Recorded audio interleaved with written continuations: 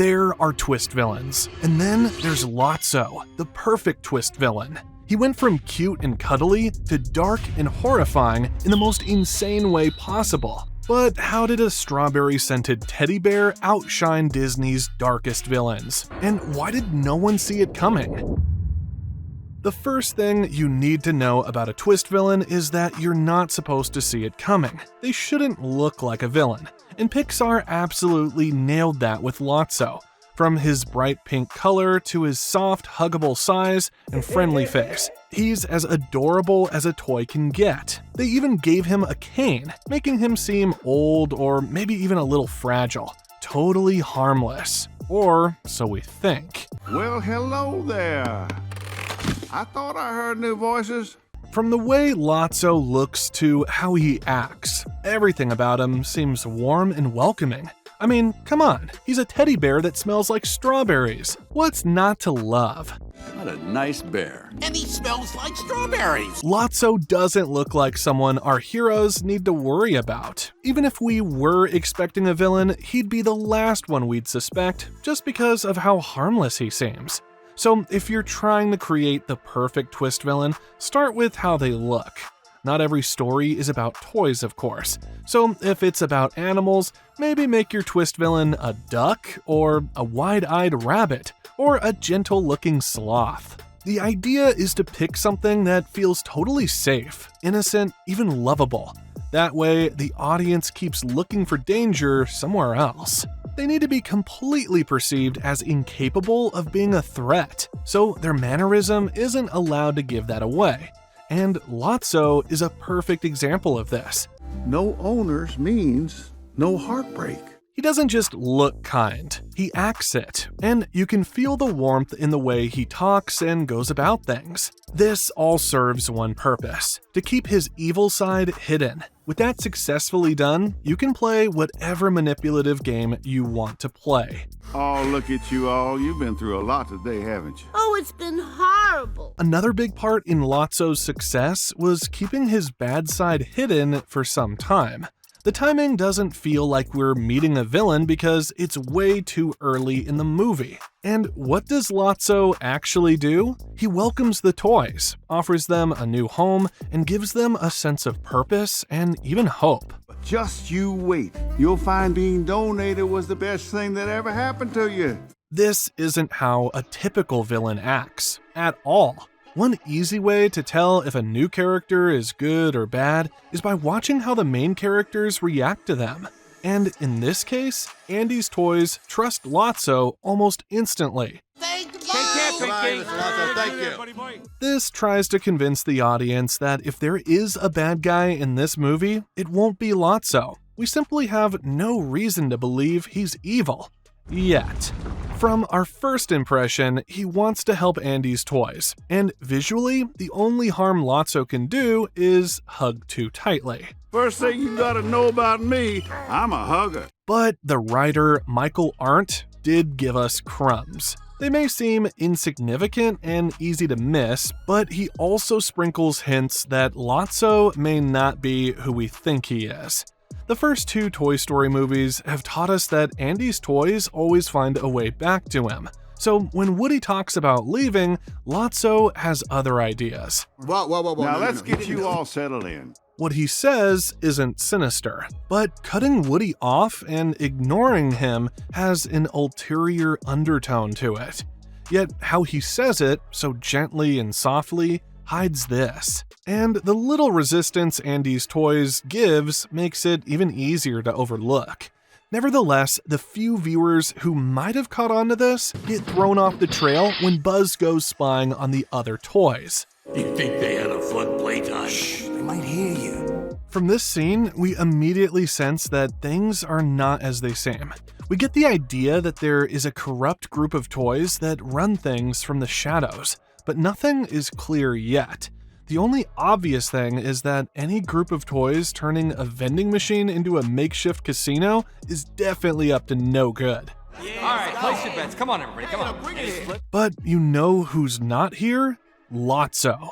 His absence rids any form of suspicion we might have had about him. This works so well that even when Lotso is name-dropped, We're more confused than anything. Zip it, Buck Rogers. You don't talk to Lotso till we say you can. Soon, this confusion turns to clarity when we see Lotso in the very next scene, where we learn the truth, until the creators of the movie pulled yet another trick to derail us a little. They made us think that we've finally figured it out, but then pulled a fast one again, and the way they built up to this point was just incredible. With Buzz tied to a chair, one thing becomes crystal clear. Sunnyside isn't a paradise. It's a prison wrapped in bright colors and smiley face stickers. Sure, from the outside it looks perfect. New kids to play with. No more fear of being thrown away. Freedom. Fresh starts. Forever. But something feels off. The Caterpillar Room, which was initially introduced as Heaven, The Caterpillar Room. This place. Wow. is actually chaos. The toddlers don't play, they destroy.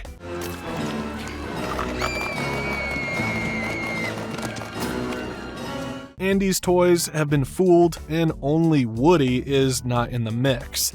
This is another thing that makes Lotso a perfect twist villain. The twist doesn't start with him, but it starts with the setting of the story. A daycare, which was a new haven just hours ago, had now become hell. The newcomers were feeling cheated, but they still thought they could talk to their newfound savior, Lotso. We'll get this straightened out. I'll go talk to Lotso about moving us to the other room. Unfortunately, this inquiry was what led to Buzz getting tied up in the chair. What's going on here? Why is this toy tied up? You can see how Lotso maintains his warm personality. He's still this soft-spoken, innocent-sounding teddy bear. There you go. I'm so sorry. He has disguised himself so well that it only takes severe resistance from Buzz for us to see his true nature. Family man, huh? I understand. Put him back in the timeout chair. There's the reveal. Lotso is indeed the villain, and to show just how villainous he is, he literally resets Buzz's system and turns him into his puppet. Stop! No! As the truth continues to unravel, we are faced with a daunting realization. We get an explanation of how Sunnyside is actually run. It's not the beautiful refuge for forsaken toys that it was pictured to be initially. It's actually a hierarchy, where the old-timers and new toys are the furthest thing from equals. You start at the bottom, pay your dues. Life here can be a dream come true. Climbing the ladder depends on how willing the toys are to bend to Lotso's will. Even up till then, he's barely breaking character. He is still speaking in a gentle tone. You all get a good night's rest. You got a full day of playtime tomorrow. That's because a key element to both his character and his dictatorship in Sunnyside is deception and manipulation. You're a liar and a bully. Psychologists describe Lotso's personality as manipulative and deceptive, masking darker intentions behind a warm and friendly exterior.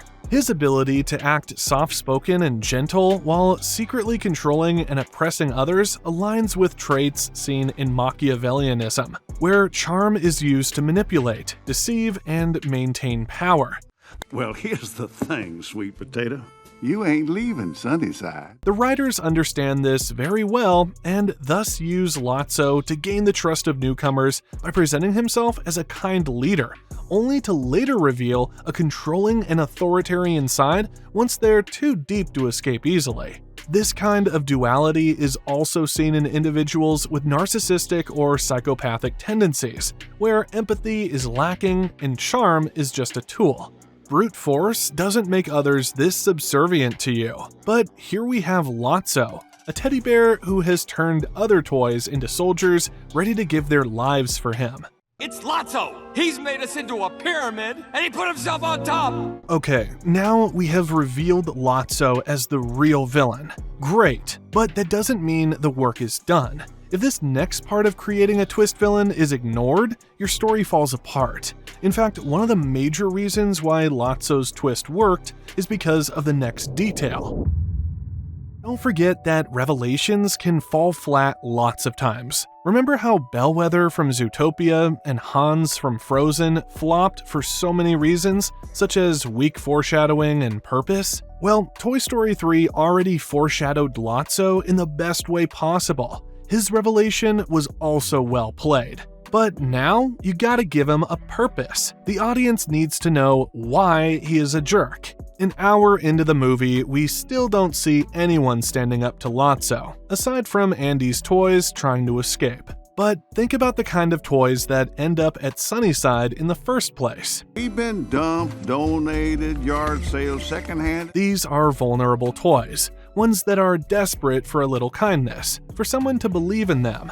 And Lotso knows exactly how to win them over. Why? Because he used to be one of them.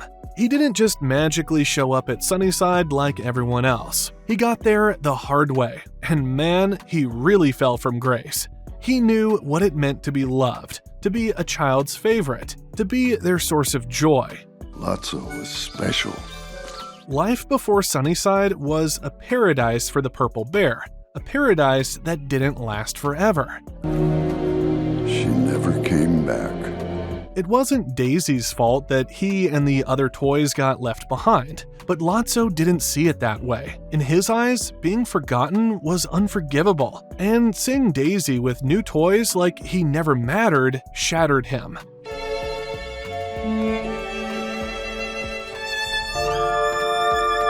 He couldn't accept the fact that his separation was merely an unfortunate circumstance, someone to direct all his anger and negativity towards. So he blamed the child he once loved. Daisy? You used to do everything with her? Yeah, then she threw us out. Lotso experiences a deep emotional wound, a combination of betrayal, rejection, and loss of control, outward, and tries to regain a sense of power by dominating others. Oh there, Missy. You're not going anywhere. This reflects a defense mechanism called displacement, where the emotional pain meant for one person is redirected toward others who are more vulnerable or within reach, like Big Baby and the other toys. No, she only replaced you. She replaced all of us, didn't she? Additionally, Lotso's need to control others and rewrite the narrative, "she replaced all of us," suggests cognitive distortion. He twists reality to fit his emotional needs, refusing to accept that Daisy may have only replaced him. She don't love you no more. Now come on! By forcing Big Baby and the clown into exile and submission, Lotso avoids facing his own feelings of worthlessness and abandonment. This is a form of trauma response. Instead of healing, he recreates his pain through control and dominance, ensuring that no one else feels loved or chosen just like him. It's cruel, but psychologically, it's his twisted way of coping with loss. That way, he feels that being this tyrannical jerk is excusable. Hide's a big baby, and you've been lying ever since. Lotso's past didn't just hurt him, it completely shaped the villain he eventually became. So when he catches Andy's toys trying to escape, the nice guy act disappears. He realizes they're not falling for his charm or fake kindness. And just like that, boom, the mask comes off. We finally see the real Lotso, the one hiding behind that big smile. He stops pretending and starts telling the cold, hard truth. And for the first time, we hear the anger and intensity you'd expect from a classic villain. We're all just trash, waiting to be thrown away. That's all a toy. This is how he sees toys and their owners ever since the day Daisy left him behind. But the why is not the only thing that makes a great villain. This reason has to be tied to an ideology to drive the plot forward. Another thing that worked in his favor were his fixed set of details. You're a piece of plastic. You were made to be thrown away. You can't just throw in a tragic backstory for no reason. A twist villain's past should explain why they think and act the way they do. Lotso was abandoned by the kid who once loved him, so now he doesn't believe any child can truly stay loyal to their toys. That's why the moment he hears about this so-called Andy, he's already made up his mind. He just projects all his own baggage onto him. So you got donated by this Andy, huh?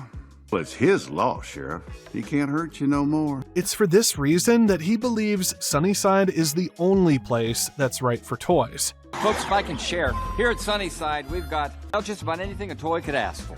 A perfect twist villain's beliefs come straight from their trauma, and those beliefs have to matter to the story. Andy's toys want one thing, which is to get back to their kid. But Lotso's past and what he believes makes him the perfect roadblock for them and their goal. If Lotso were a toy that came fresh out of the box, he wouldn't have a convincing reason to keep toys from leaving Sunnyside. So give your twist villain strong ideals that are relevant to the plot, and make those ideals concrete by giving the twist villain a tragic backstory that justifies it. But that's not all.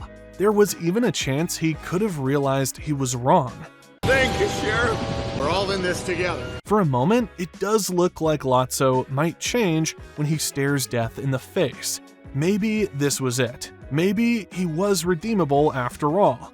But in the very next scene, he makes it crystal clear. He's too far gone, set in his ways, and not even the kindness of the toys he nearly doomed can bring him back. Where's your kid now, Sheriff? Lotso really had us for a second. It's easy to forget that manipulation and gaslighting are what he does best. And just like that, he proves it again by betraying Andy's toys. He's a villain through and through. If you saw him in his first scene and then skip straight to the end, you'd be completely confused. But that's exactly what makes a great twist villain. In any case, like all children's animated movies, the bad guy always goes out sad. But Lotso's fate isn't just a generic downfall for a villain. I had me one of these when I was a kid. Strawberries. He gets a hug from the last person you'd expect, a grown man. For a bear who's spent years believing that toddlers always grow out of their toys, this moment says one thing loud and clear. He was wrong. Even adults, people way past their toy-playing days, can still feel something when they see an old favorite. Maybe they won't play with it anymore, but just looking at it brings back memories, warmth, and nostalgia.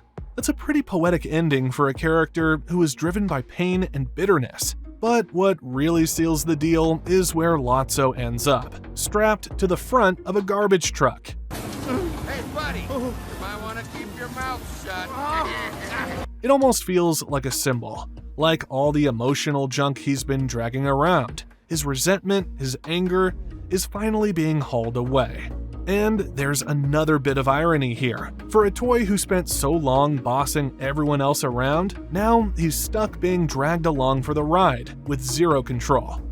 If so much goes into making the perfect twist villain, can you imagine what it takes to twist an entire plot? Well, you don't have to, because we have an entire video about that you can check out.